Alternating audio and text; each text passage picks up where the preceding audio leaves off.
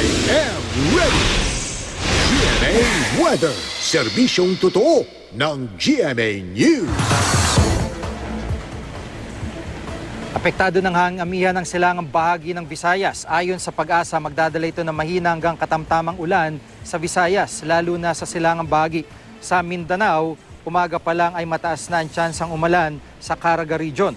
Maging I am ready din sa mga pag-ulan ang sa nalalabing bahagi ng Mindanao pagsapit ng hapon, habang maaliwalas na panahon ang mararanasan sa malaking bahagi ng Luzon, liban na lang sa Bicol Region na may hanggang katamtamang ulan.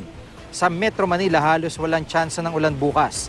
At mga kapuso, karaniwang tuwing buwan ng Marso nagsimula ang tag-araw o dry season sa western section ng Luzon at Visayas.